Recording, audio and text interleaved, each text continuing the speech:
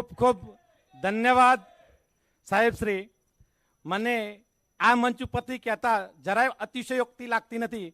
જેના લલાટે સતત તેજ વરસે છે, જેના લલાટે સતત તેજ વરસે છે, જે વ્યક્તિના ઘરે કેન્દ્ર સરકારના ઈશારે સમગ્ર સરકારી તંત્ર ઘરે લાગી ગયું છે, ઈડીની રેડ, સમગ્ર સરકારી તંત્રનો બિલકુલ જેને કહેવાય કે ગેરઉપયોગ થઈ રહ્યો છે, છતાં પણ માત્ર 48 કલાકના સમય બાદ આપણી વચ્ચે ઉપસ્થિત છે. સમગ્ર રાષ્ટ્રની અંદર એક સફળ એજ્યુકેશન મિનિસ્ટર તરીકે વિશ્વ મીડિયાએ જેમની નોંધ લીધી છે અને અત્યારે આખા જ ભારતના નાના નાના ફૂલકાઓ જે સપનાસમા શિક્ષણ મંત્રી તરીકે પોતાની આખું નામ બુલંદ કર્યું છે, એવા જેમના માટે મારે એક શબ્દ કહેવો હોય, એક પંક્તિ કહેવી હોય તો કહી શકાય. ઈડીવાળા માટે ખાસ અને માનનીય આપણા એજ્યુકેશન મિનિસ્ટર શ્રીમાન મનીષજી માટે કે व्यक्ति को कुचल कर वे विचारों को कभी मान नहीं सकते, विचारों को कभी मान नहीं सकते. माननीय अपना सन्माननीय एवं एज्युकेशन मिनिस्टर माननीय मनीष सिसोदिया साहेब श्री ने विनंती करूं, अपनी वाणीनो अमने लाभ आपो साहेब श्री.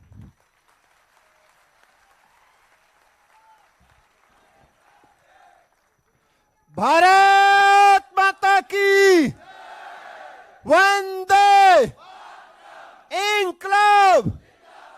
अरविंद केजरीवाल, अरविंद केजरीवाल, अरविंद केजरीवाल.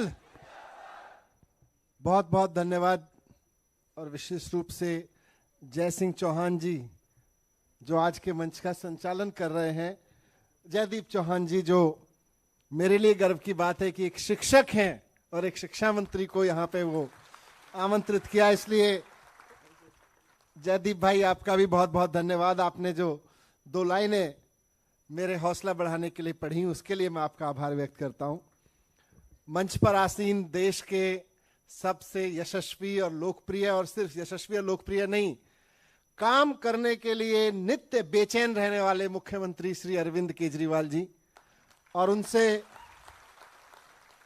उनसे प्रेरणा लेकर और उनके मार्गदर्शन में गुजरात में भी काम की राजनीति को, लोगों के भले के लिए काम करने की राजनीति को, शिक्षा स्वास्थ्य की राजनीति को गुजरात में लाने के लिए दिन रात बेचैन होकर काम करने वाले भाई गोपाल इटालिया जी, भाई सुदान जी, नीलमणि जी, और हमारे साथ दिल्ली से कंधा मिला के गुजरात में पिछले 5 साल से काम कर रहे भाई गुलाब जी, जिनके बारे में मैं हमेशा कहता हूं कि उनके पास कमल है तो हमारे पास गुलाब है. ध्यान रखना, गुलाब में कांटे भी होते हैं, छेड़ना मत. बहुत बहुत आभार. और खास तौर से साबरकांठा के सभी भाइयों बहनों को बहुत बहुत आभार. आज आपने इतनी बड़ी संख्या में यहां उपस्थित होके जो हौसला हम सबका बढ़ाया है, जो उम्मीद हम सबको दी है.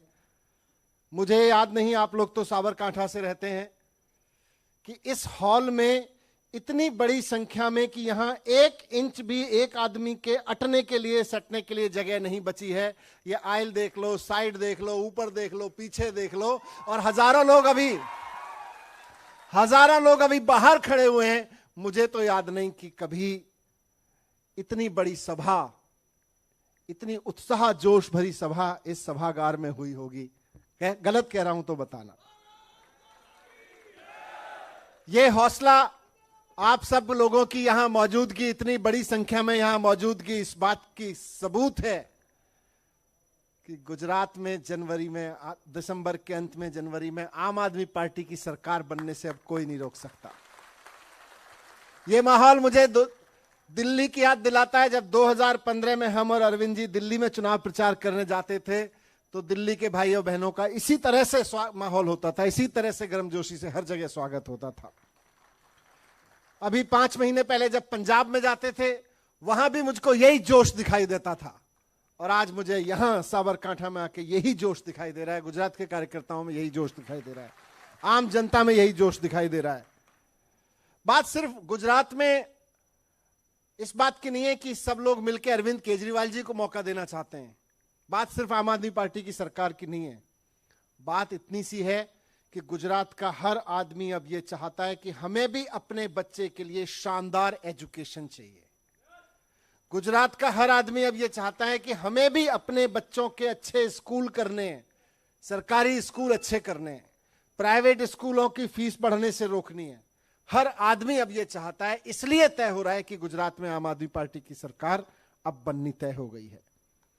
दिल्ली में 7 साल हो गए अब तो काम करते हुए। 7 साल पहले अरविंद केजरीवाल जी को मौका दिया दिल्ली के लोगों ने, हमें मौका मिला, मुझको मौका मिला शिक्षा मंत्री बन के काम करने का। पिछले 7 साल से बारिश हो, सर्दी हो, गर्मी हो, स्कूल अगर खुला हुआ है तो मैंने नियम बनाया हुआ है कि मेरी सुबह 7 बजे स्कूल में होगी। रोजाना स्कूल जाता हूं, सुबह 7 बजे स्कूल पहुंच जाता हूं। 1 स्कूल 2 स्कूल घूम के उसके बाद कोई काम शुरू करता हूं। इसकी वजह से खूब मेहनत की और आज दिल्ली के सरकारी स्कूल इतने शानदार हो गए कि प्राइवेट स्कूलों को मात दे रहे हैं। 4 लाख बच्चे प्राइवेट स्कूल छोड़ के सरकारी स्कूलों में आ गए। गवर्नमेंट स्कूलों में पढ़ने वाले आम आदमी के बच्चे जो कभी सोच नहीं सकते थे कि वो महंगी महंगी ट्यूशन दिलाएंगे अपने बच्चों को, कंपटीशन की, आईआईटी में जाने की, रिक्शे वाले का बच्चा, प्रेस करने वाले का बच्चा, प्राइवेट कंपनी में गार्ड का बच्चा, सामान्य नौकरी करने वाले का बच्चा, दुकान चलाने वाले की लड़की आज डॉक्टर बन रहे हैं, इंजीनियर बन रहे हैं, आईआईटी में जा रहे हैं, एम्स में पढ़ रहे हैं। इतना शानदार काम हो रहा है। जो सरकारी स्कूलों के रिजल्ट पहले 80% रोते पीटते आते थे, कोई बच्चे 40% ले आए, कोई 50% ले आए, आज 100%, 99.7% बच्चे वहां पास हो रहे हैं। और 40% 50% पे नहीं, अब 90% लाने वालों की संख्या, 75 95% लाने वालों की संख्या बढ़ती जा रही है। मैं अभी पिछले दिनों पंजाब में गया, कल भी पंजाब के मिनिस्टर आए थे मुझसे और सीएम साहब से मिलने, एजुकेशन मिनिस्टर। पंजाब में भी यही आग लग गई है। पंजाब के शिक्षा मंत्री भी रोज 3-4 स्कूल रोज घूम के आते हैं सर, रोज जाते हैं वो इसको दफ्तर में, बाद में जाते हैं, बोले मुझे तो पागलपन हो गया है कि मैं जब तक पंजाब के एक एक स्कूल में एक एक प्रिंसिपल से, बच्चों से, टीचर्स से नहीं मिल के आऊंगा, मैं नहीं मान सकता कि मैं शिक्षा मंत्री हूं। लगे हुए हैं सुबह से। और वहां पे भी इसके नतीजे बहुत जल्द 1 साल के अंदर अंदर आपको देखने को मिलने लगेंगे। गुजरात में भारतीय जनता पार्टी 27 साल से सरकार चला रही है।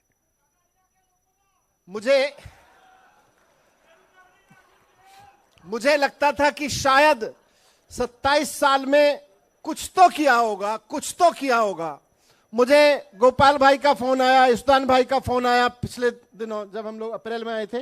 अप्रैल में इन्होंने कहा कि आप गुजरात के सरकारी स्कूल देखने आओ। तो मैंने सोचा यार क्यों मरवा रहे हो, कुछ अच्छे स्कूल बना रखे होंगे वहां। तो बोले नहीं बना रखे, बहुत बुरी हालत है।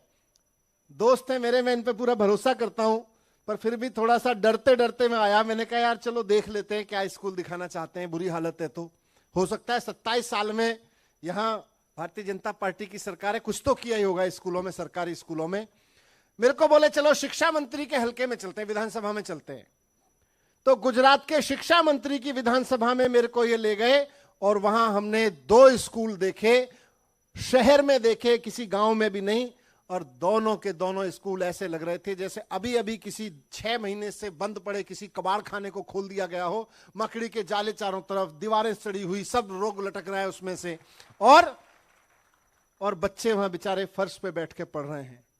टीचर से मिला तो पता चला 1-1 महीने के कॉन्ट्रैक्ट पे रखी गए टीचर्स वहां बच्चों को पढ़ा रहे थे। एक बच्चे को 5-5 क्लास को एक टीचर के जिम्मे छोड़ा हुआ था। मुझे लगता है ये तो गुजरात के बच्चों के साथ गद्दारी है, ये तो गुजरात के भविष्य के साथ गद्दारी है। आज उसी चीज को बदलने की बारी है कि आइए हम मिलके गुजरात के बच्चों का भविष्य ठीक करते हैं। आइए मिलके हम गुजरात के बच्चों को अच्छे स्कूल देने की कसम उठाते हैं। आइए मिलके हम भारतीय जनता पार्टी को हटा के अरविंद केजरीवाल जी को एक मौका देते हुए अपने बच्चों की शानदार एजुकेशन के लिए गुजरात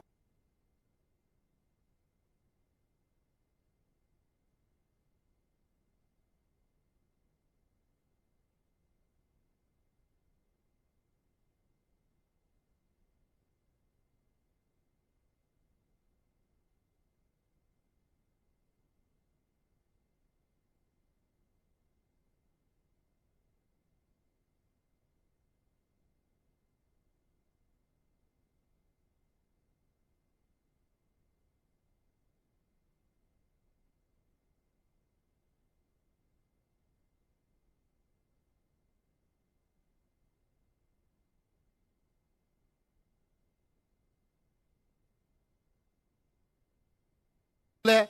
आज दिल्ली के सरकारी स्कूलों को कहते हैं स्विमिंग पूल वाला स्कूल है, फुटबॉल ग्राउंड वाला स्कूल है, शानदार लैब लेबोरेटरी वाले स्कूल हैं। एक एक स्कूल की लैब, लाइब्रेरी, लेबोरेटरी, खेल के मैदान। 5 साल तो बहुत लंबा समय, 27 साल की जरूरत नहीं पड़ती उसमें। 2-3 साल के अंदर अंदर गुजरात का एक एक सरकारी स्कूल प्राइवेट स्कूलों से शानदार ना हो जाए तो कहना इसकी गारंटी है आज। और सिर्फ बिल्डिंग चमकाने की बात नहीं है, बात सिर्फ ये नहीं है कि 5 स्टार बिल्डिंग बना देंगे।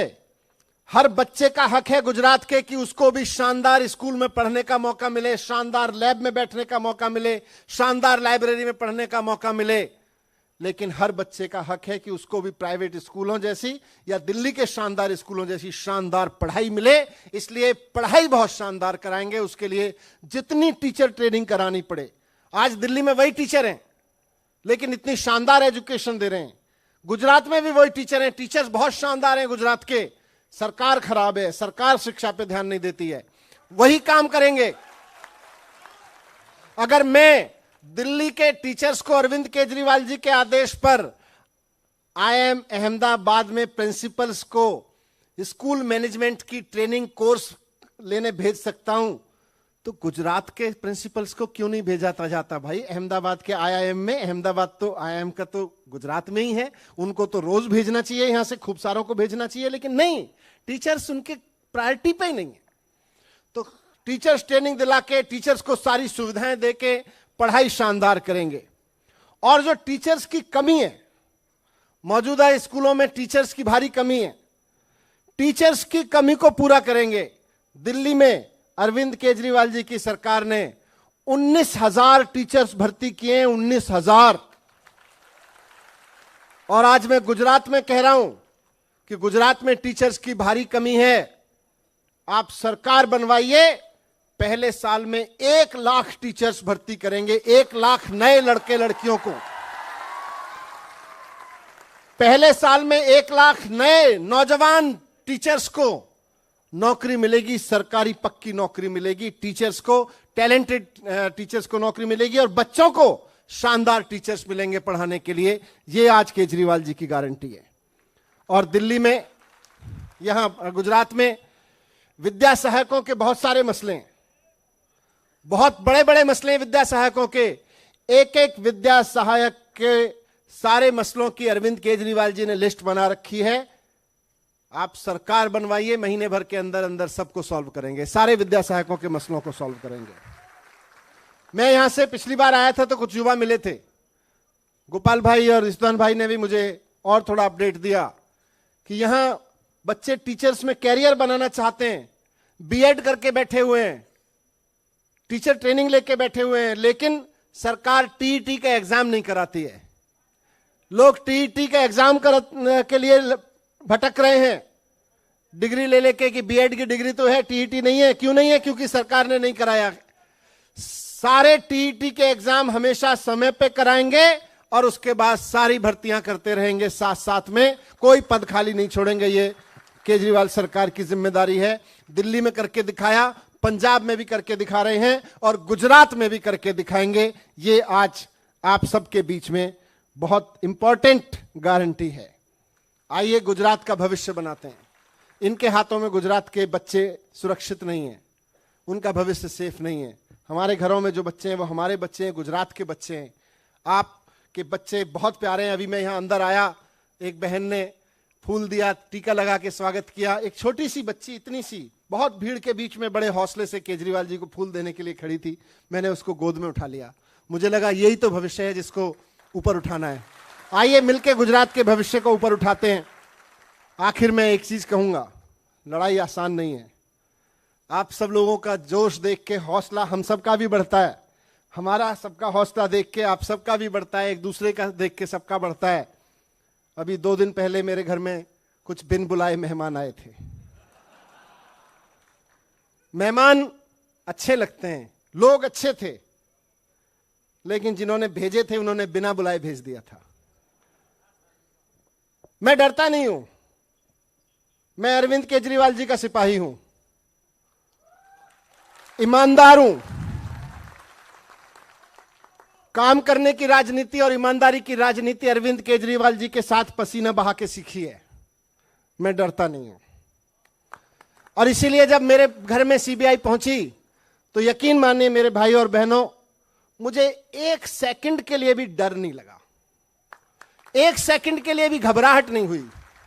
थोड़ा दिल दुखा, दिल दुखता है, दिल दुखता है। मेरे घर में आके, आपके घर में आके, किसी भी के भी घर में आके अगर कोई आदमी ये कहे कि हटो हमारे सामने से, हम आपके कपड़ों की अलमारी खोल के देखना चाहते हैं, आपके बीवी के कपड़ों की अलमारी खोल के देखना चाहते हैं क्या छिपाया हुआ है आप लोगों ने, आपके बच्चों के कपड़ों की अलमारी, उसके म्यूजिक, उसकी गिटार को पलट पलट के देखना चाहते हैं, तो दिल तो दुखता है, लेकिन मन मजबूत है क्योंकि ईमानदार हैं। मन नहीं टूटा। दिल दुखता है कि यार दिल्ली के 18 लाख बच्चों के लिए 7 साल से मेहनत कर रहा हूं और केजरीवाल जी के साथ मिलकर देश के करोड़ों बच्चों को, एक एक बच्चे को शानदार एजुकेशन देने के लिए सुबह से शाम तपस्या कर रहा हूं। और उसके बाद केंद्र में बैठे हुए निजाम को डर लगता है केजरीवाल जी से, इसलिए केजरीवाल जी के शिक्षा मंत्री को गिरफ्तार करने के लिए, उसके घर रेड डालने के लिए, उसके घर कपड़ों की अलमारी, उसके घर चावल, उसके घर गद्दे, उसके घर तकिया, उसकी रजाई, उसके कंबल में आप छान रहे हो कि कहीं कुछ सोना तो नहीं छिपा रखा, कहीं कोई पैसे तो नहीं छिपा रखे। मैं जानता हूं, मेरा भगवान जानता है, मेरे केजरीवाल जी जानते हैं, सब जानते हैं, मेरे दोस्त जानते हैं, मेरी बहनें भाई जानते हैं, हम ईमानदार लोग हैं, डरता नहीं हूं। इसीलिए जब आज ये बात आपने मीडिया पे देखी होगी, मेरे पास में मैसेज आया कि ये सीबीआई और ईडी, आप अगर इनसे बचना चाहते हो, अभी आपको गिरफ्तार करने की और बड़ी बड़ी तैयारियां चल रही हैं, आपके सारे केस खत्म करा देंगे, आपको कुछ नहीं होने देंगे, बस आप केजरीवाल जी का साथ छोड़ दो, आम आदमी पार्टी छोड़ दो। और दूसरा कहा कि पार्टी तोड़ दो, आम आदमी पार्टी छोड़ के आम आदमी पार्टी को तोड़ के ले आओ। भारतीय जनता पार्टी के पास कोई सीएम फेस नहीं है, हम आपको मुख्यमंत्री बना देंगे। लानत है ऐसी सोच पर। मैंने मैसेज का जवाब दिया कि मैं अरविंद केजरीवाल जी का सिपाही हूं, ईमानदार हूं, कभी एक पैसे का कुछ नहीं किया। आपने सीबीआई रेड करवाई, मेरे घर से एक पैसे की बेईमानी का सबूत नहीं निकला। मुझे मत डराओ, मैं बिकने वाला नहीं हूं, मैं बिकूंगा नहीं। और साथ साथ क्योंकि ईमानदार हूं इसलिए डरता भी नहीं हूं, और साथ साथ मैं यहां मुख्यमंत्री बनने तो आया ही नहीं था, मैं तो मंत्री बनने भी नहीं आया था। केजरीवाल जी ने मंत्री बना के कहा कि बच्चों की शिक्षा की व्यवस्था देखो। सपना जरूर लेके आया था कि दिल्ली के एक एक बच्चे को शानदार शिक्षा मिले, और आज भी 7 साल बाद भी मेरे मन में, दिल में यही सपना है कि देश के हर बच्चे को शानदार शिक्षा मिले। उसके लिए काम करते रहेंगे। सीबीआई से डांट दो, ईडी से डटवा दो, छापे पड़वा दो, जेल में डलवा दो, मरवा दो, कटवा दो, लेकिन देश के बच्चों के लिए तो काम करते रहेंगे, एजुकेशन के लिए तो काम करते रहेंगे। आज गुजरात की जमीन पे ये मैं कह के जा रहा हूं कि लाखों बच्चों का भविष्य बनाने का जो मार्गदर्शन अरविंद केजरीवाल जी से मिल रहा है, उसको कम नहीं होने देंगे। बहुत बहुत धन्यवाद आप सब लोगों का एक बार फिर से। भारत माता की इंकलाब, इंकलाब। बहुत बहुत धन्यवाद।